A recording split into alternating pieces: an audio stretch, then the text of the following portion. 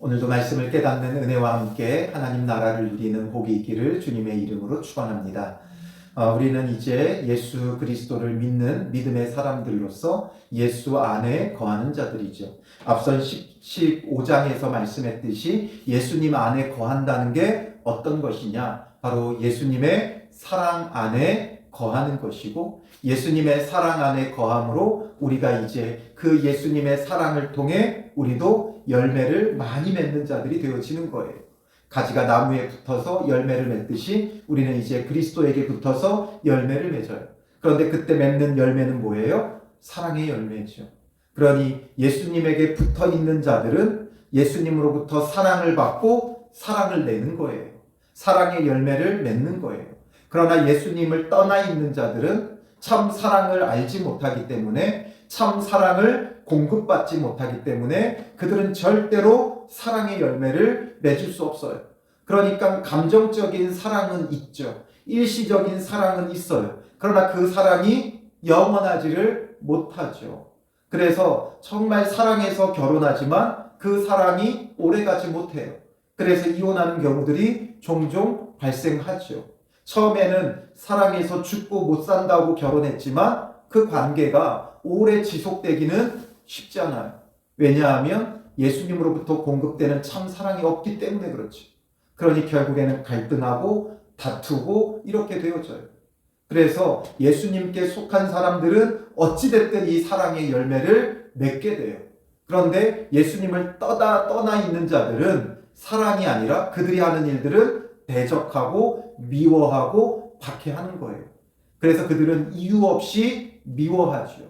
그러나 예수 그리스도에게 붙어 있는 자들은 예수님을 통해 무조건적인 사랑이 열매로 맺어지게 되어지는 거예요. 그래서 예수님과 동일하게 여겨지고, 그래서 예수님의 친구요, 제자가 되고, 예수님과 하나 되고, 예수님과 동일하게 여겨주기 때문에 예수님처럼 사랑의 열매도 맺지만 세상으로부터는 어떤 대접을 받게 돼요? 미움을 받게 돼요. 박해를 받게 돼요. 그래서 그런 것들에 대해서 앞서서 먼저 예수님이 말씀해 주셨어요. 그러면서 이제 오늘 본문에 이어지면서 16장 1절에 내가 이것을 너희에게 이름은 너희로 실족하지 않게 하려 함이니, 예수님께서 이것을 너희에게 지금 이르는 것, 알리는 것은 너희로 실족하지 않게 하려 하는 것이다. 그러니까 실족하지 않도록 미리 일러둔다라는 거예요. 지금 제자들은 예수님이 하시는 말씀을 들으니까 헷갈리기도 하고 무슨 말인지도 모르겠고, 또 그러니까 염려도 되고 근심도 되고 걱정도 되어졌어요.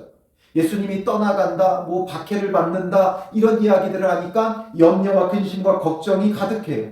그러나 예수님께서 이런 것들을 그들에게 가르쳐 주시는 이유는 그들로 하여금 실족하지 않게 하기 위해서예요.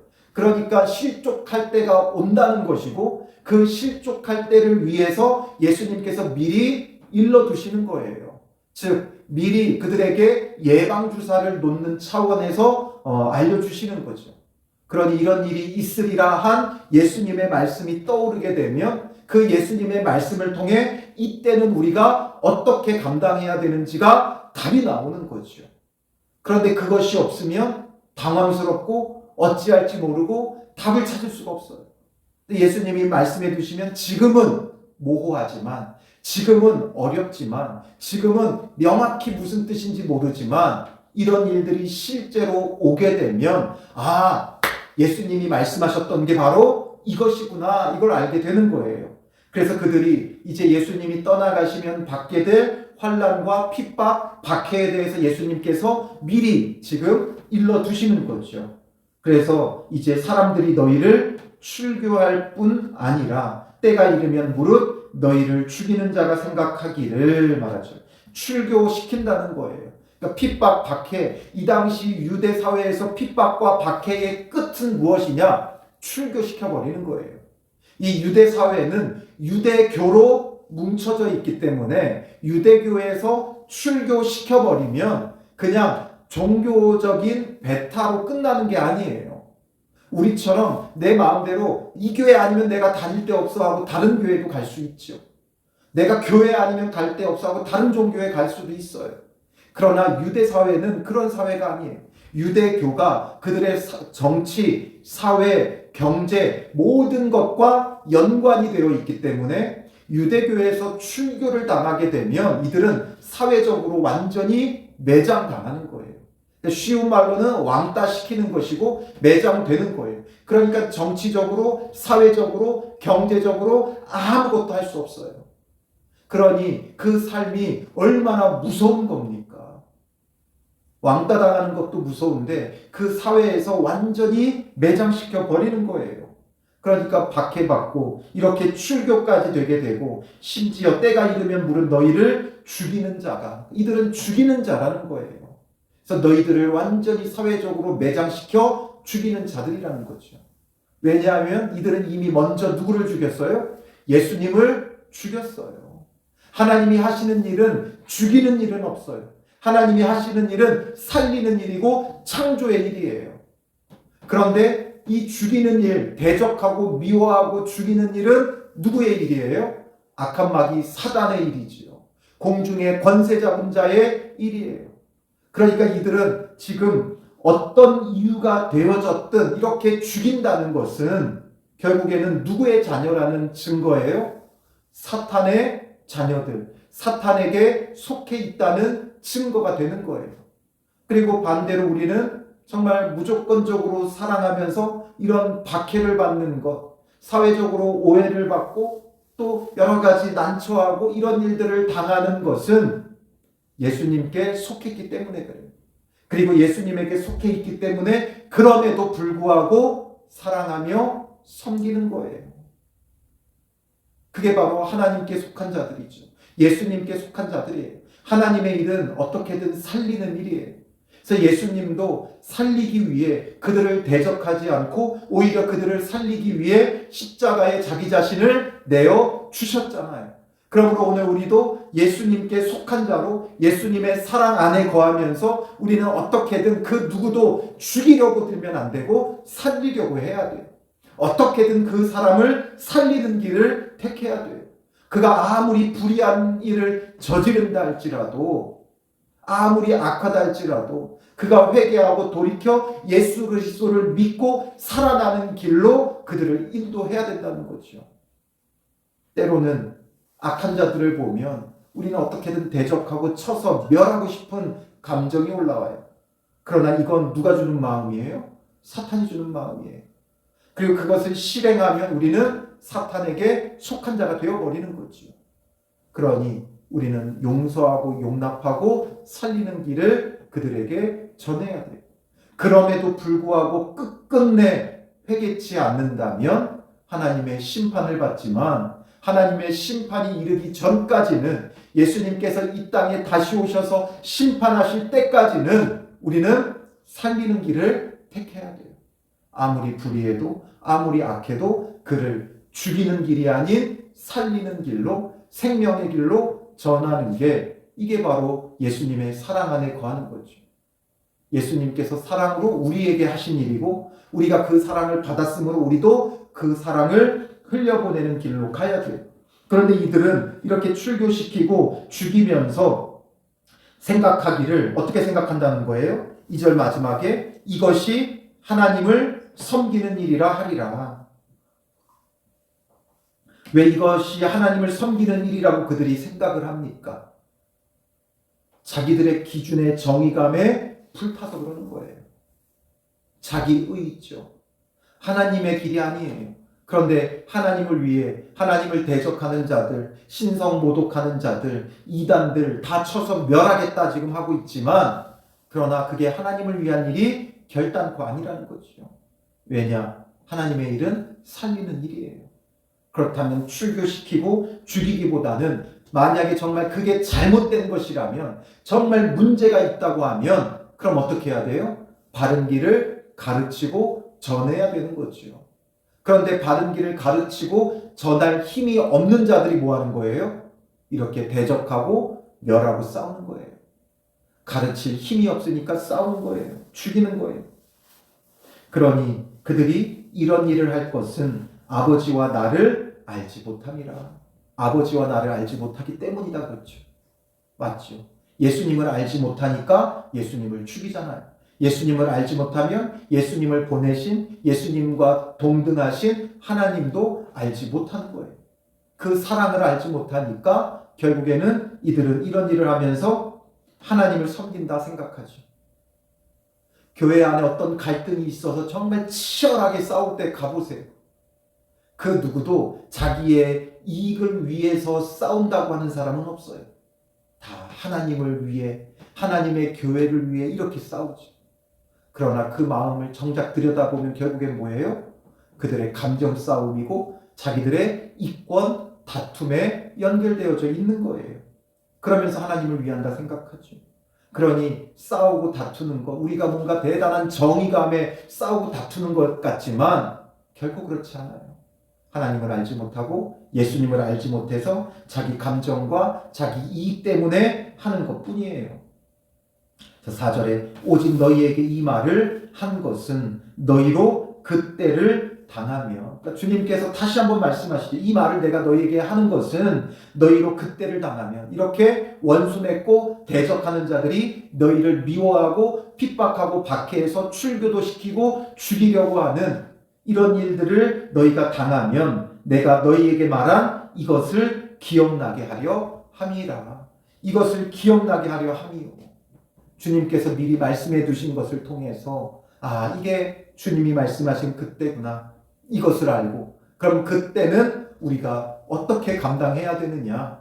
바로 주님 주신 새 계명으로 예수님의 사랑 안에 거하고 아버지의 사랑 안에 거하며 이 모든 때를 우리는 사랑으로 이겨야 되는 거죠. 세상은 미워하고 대적하는 것으로 해결하지만 예수님은 사랑으로 해결하셨어요. 자기 자신을 내어주셨고 희생하셨어요. 이것을 알면 예수님 가신 그 길을 따라서 우리도 갈 수 있는 거죠. 처음부터 이 말을 하지 아니하는 것은 내가 너희와 함께 있었음이라. 처음부터 이것을 말하지 않은 것은 내가 너희와 함께하고 있었다. 그런데 이건 언제를 말하는 거예요? 예수님이 함께하지 않으실 때. 그런데 이제 예수님이 함께하지 않을 때가 이제 임박했어요. 예수님의 그 고난주간의 그 날짜 개념으로 우리가 생각해 보면 지금 성만찬을 하시고 그리고 지금 제자들에게 이 말씀을 하고 계시는 거예요. 그리고 성만찬을 한 것은 목요일이죠. 그럼 예수님은 언제 십자가에 못 박히셨어요? 금요일 날 못 박히셨어요. 그러니까 이제 어떻게 보면 하루도 남겨놓지 않고 이 말씀을 하고 계시는 거예요. 그러니 이제 5절에 지금 내가 나를 보내신 이에게로 가는데 이제는 지금이에요. 이전에는 예수님 뭐라고 하셨어요? 조금 있으면 이렇게 말씀하셨죠. 근데 이제는 지금이에요. 이제 예수님은 곧 붙잡혀 가시고 또 밤에 신문당하시고 그리고 금요일 날 십자가에 못 박히게 되셔요. 그러니 이제 하루도 안 남았죠. 그런 상황 속에서 이제 지금이라는 말씀을 하시는 거예요.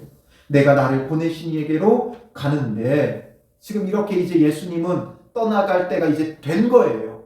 된 거예요. 이제 얼마 남지 않은 게 아니라 이제 그때가 됐어요. 그런데도 불구하고 너희 중에서 나더러 어디로 가는지 묻는 자가 없고, 그런데 너희 중에 나더러 어디로 가는지 묻는 자가 없다. 예수님이 가시는 그곳에 대하여 묻는 자가 없다. 그러니까 제자들의 마음은 온통 무엇밖에 없다 그랬어요? 예수님이 가시는 곳이 아니라 자기들이 가고 싶은 곳에만 온통 마음이 빠져 있죠. 그래서 그들은 예수님과 함께 궁궐로 들어갈 것을, 예루살렘 성에서 왕의 보좌로 함께 나아갈 것을 생각하고 있지 예수님이 어디로 가시느냐는 관심이 없어요. 온통 거기에만 그들은 마음이 팔려 있어요. 근데 오늘 우리도 그렇지 않습니까? 예수님이 가시는 그 길은 우리가 관심이 없어요. 그리고 내가 가고 싶은 그 길을 예수님을 끌고 가려고 하고 있는 거예요, 우리는. 예수님이 가시는 그 길을, 예수님께서 묵묵히 가시는 그 길을 함께 따라가기보다는 선한 목자 되신 예수님을 주님의 어린 양이 되어 따라가기보다는 우리는 내가 가고 싶은 그곳을 향하여, 내가 원하는 저 높은 곳을 향하여 예수님을 데리고 끌고 가고자 하는 우리의 마음 가운데 있다는 거죠. 예수님은 지금 십자가를 앞두고 이 십자가에서 우리의 구원을 완성하기 위해 죽음을 향하여 내려가고 계시는데 제자들은 여전히 저 높은 궁궐로 예수님과 함께 올라가려고 예수님을 끌고 가고자 한다라는 거죠. 제가 누누이 말씀드리지만 그래서 예수님을 군병들이 가룟 유다와 함께 잡으러 왔을 때 베드로는 어떻게 해요? 칼을 뽑아들지요. 뽑아든 이유가 무엇입니까? 주와 함께 죽겠다고 그 칼을 뽑아든 게 아니죠. 주와 함께 죽으려면 묵묵히 예수님 가시는 길을 따라가야 돼요. 그런데 베드로는 그 칼을 뽑아든 것은 이제 혁명의 날이다 이거죠. 그래서 예수를 위해 내가 싸우고 그리고 예수님을 십자가가 아니라 왕의 자리에 내가 올려놓겠다는 거예요. 그러나 예수님은 뭐라고 하세요? 내 칼을 도로 칼집에 꽂으라고 말씀하시죠. 예수님의 길은 대적의 길이 아니에요. 예수님이 대적하시면 우리는 싸그리 죽어요. 그런데 우리가 사는 것은 예수님께서 우리를 사랑하시기 때문이죠. 그래서 제자들은 어디로 가는지 묻지를 않아요. 왜냐하면 자기가 가고 싶은 곳으로 가려고 하니까 그렇죠. 오늘 우리는 다릅니까? 그렇지 않아요. 오늘 우리도 똑같아요. 내가 원하는 길로 가는데 예수님을 끌고 가죠. 예수님, 나 여기 가고 싶어요. 나 이거 되고 싶어요. 나 이거 하고 싶어요. 이렇게 돼야만 돼요. 그러면서 예수님을 끌고 가는 거예요. 정말 예수님이 어디로 가시는지 우리의 마음에 관심이 있습니까? 아니에요. 내가 가고 싶은 곳으로 가려고 하죠. 그러니 주님 가신 그 십자가의 길에 우리는 관심을 둬야 돼요. 예수님이 그 내려가시는 그 길에 마음을 두고 예수님을 따라서 함께 내려가는 자가 되어져야 하는 것이죠. 도리어 내가 이 말을 함으로 너희 마음에 근심이 가득하였도다. 예수님은 이제 계속 그들에게 예수님이 가시는 길에 대해서 말씀하시는데 이들은 여기에 관심이 없으니까 높은 곳을 바라보면서 예수님이 말씀하시는 건 헷갈려하고 어려워하고 근심만 될 뿐인 거예요. 그러나 내가 너희에게 실상을 말하노니 예수님께서 이제 실상을 말하겠다. 사실을 말하겠다. 진짜를 말하겠다. 내가 떠나가는 것이 너희에게 유익이라. 예수님이 떠나가시는 것이 그들에게는 유익이라는 거예요. 예수님이 십자가에 죽으시는 게 이제 더 이상 그들과 함께하지 않는 게 유익이라는 거예요. 예수님과 함께하는 게 당연히 유익인 것 아닙니까? 그런데 예수님이 떠나가시는 게 왜 유익이 돼요? 예수님이 떠나가셔야만 십자가에 죽으셔야만 우리의 구원이 완성될 뿐만 아니라 또 육체로만 예수님이 계시면 그 예수님에게 우리가 늘 나가야만 해요. 육적으로 나가야만 해요. 예수님과 육적으로 같이 있는 것은 우리에게는 한계가 있어요. 시간적으로나 물리적으로나 예수님과 함께하는 건 우리에게 한계가 있어요. 그런데 예수님이 떠나가시면 이제 예수님께서 우리에게서 떠나가시고 우리를 고아와 같이 버려두지 않는다고 말씀하셨죠. 그리고선 오늘 본문이 계속 말씀하는 게 뭐예요? 실상을 말하노니 내가 떠나가는 것이 너희에게 유익이라. 내가 떠나가지 아니하면 보혜사가 너희에게로 오시지 아니할 것이요. 가면 내가 그를 너희에게 보내리니. 예수님이 떠나가셔야 이제 예수님이 보혜사를 우리에게 보내주신다는 거예요. 그러면 보혜사 그 성령님은 우리와 어떻게 하세요? 영원히 함께 하세요. 시간적으로나 물리적인 한계가 없이 시간을 넘어 공간을 넘어 물리적인 한계를 넘어 우리에게 임하여 우리 안에 내주하시며 우리와 영원토록 어디든지 함께 하시는 거예요. 그러니 예수님께서 몸으로 계실 때는 그 몸으로 계신 예수님과 함께 하려면 제약이 너무나 많고 여러 가지 한계 상황들이 있어요. 그러나 이제 예수님이 떠나가시고 보혜사 성령을 보내주시니까 그 이전에는 육체적으로 예수님과 함께 하려면 우리는 어떻게 해야 돼요? 대한민국 땅에 사는 우리가 물리적으로나 이 시간적으로나 예수님을 전해 들을 수도 없을 뿐만 아니라 어떻게든 전해 들었다면 그 예수님과 함께 하려면 우리는 어떻게 해야만 됐어요? 비행기표 예매해야 되고, 비행기표 예매하려면 비행기표를 구매할 돈을 마련해야 되고, 그 돈을 마련해 어떻게든 예매해가지고 몇십 시간을 날아가야 돼요. 제가 꽤 오래전에 이스라엘을 노예에서 목사님들하고 함께 갔는데, 그 가는 길이 얼마나 힘들던지, 저기 직항으로 가지 못해서 먼저 핀란드까지 비행기 타고 가고, 그것만 해도 여러 수시간을 날아가고, 그 핀란드에서 이제 그 비행기를 갈아타는데, 그 공항에서만 열 몇 시간을 또 대기를 했어요. 그 열 몇 시간 대기해서 비행기 타고 가니까 이제 초죽음이에요. 피곤하고 지치고 힘들고 아무것도 할 수가 없죠. 그렇게 가가지고 또 이스라엘에 예수님이 어디 있는지 또 찾아야 되고, 또 거기 가서 같이 있어야 되고, 그 예수님과 함께 하려면, 또 그렇다고 해서 예수님하고 계속 같이 있을 수 있는 게 아니죠. 또 예수님과 같이 있다가 배고프면 어떻게 해야 돼요?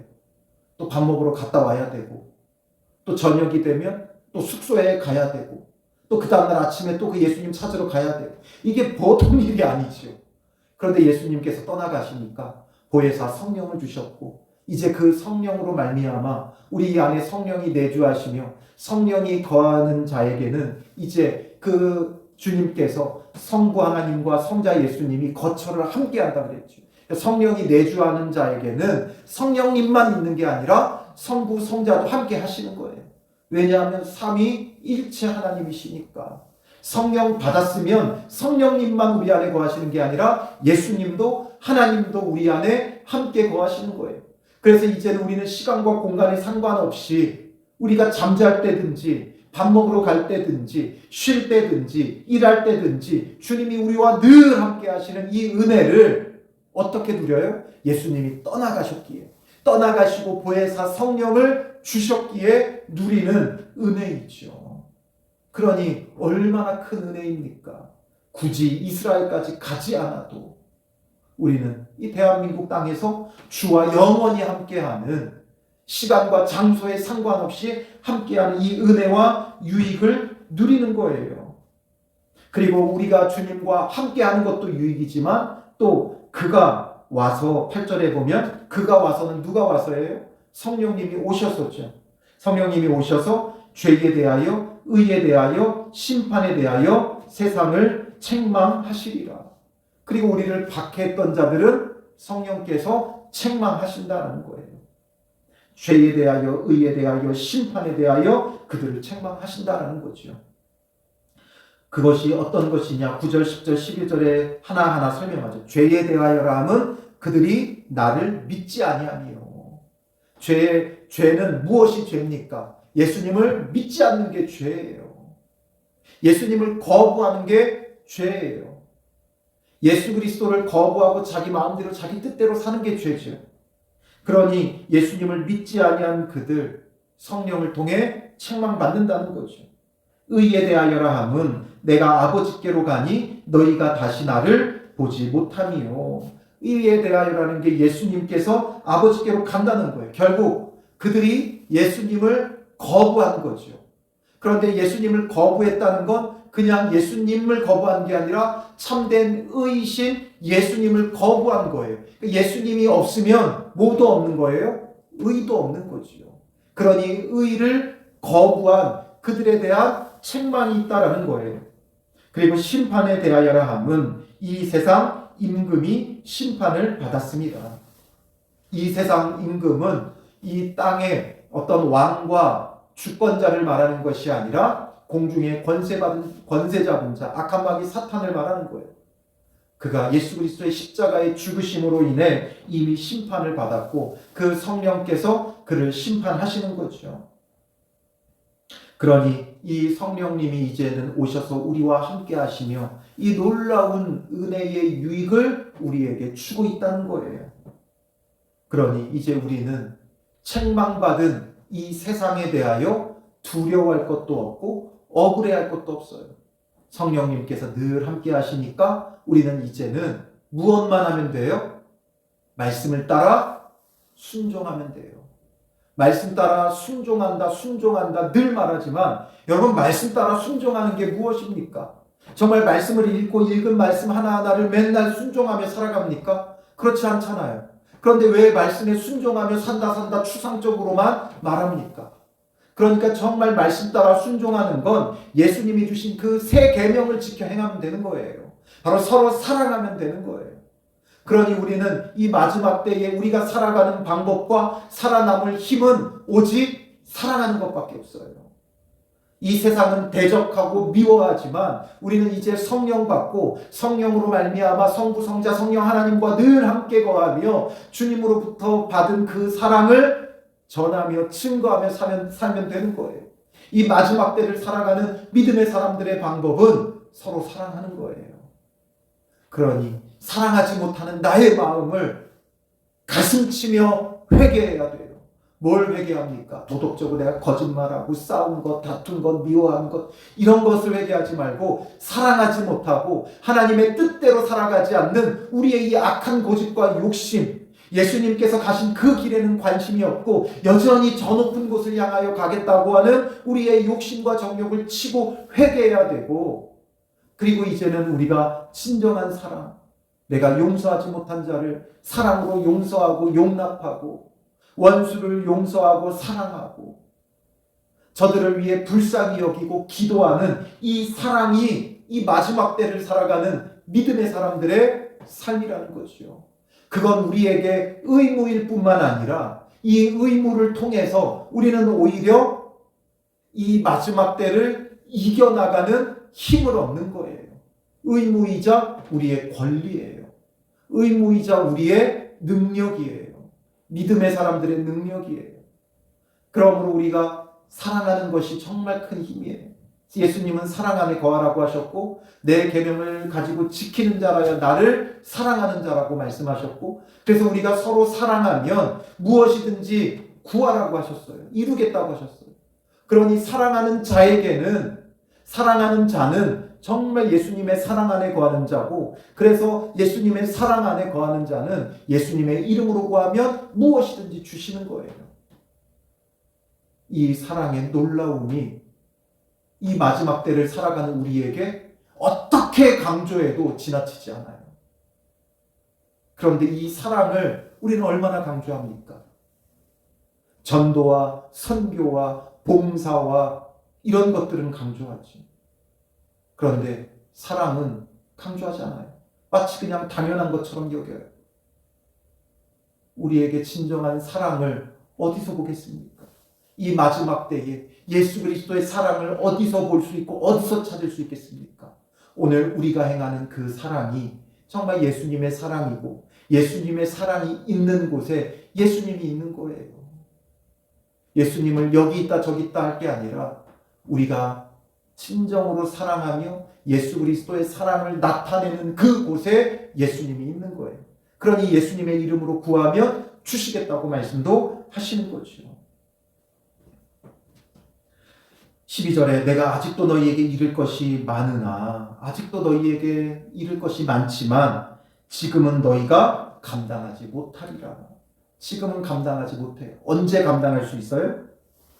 13절에 그러나 진리의 성령이 오시면 그가 너희를 모든 진리 가운데로 인도하시리니 그가 스스로 말하지 않고 오직 들은 것을 말하며 장래 일을 너희에게 알리시리라. 그가 내 영광을 나타내리니 내 것을 가지고 너희에게 알리시겠습니다. 무릇 아버지께 있는 것은 다 내 것이라. 그러므로 내가 말하기를 그가 내 것을 가지고 너희에게 알리시리라.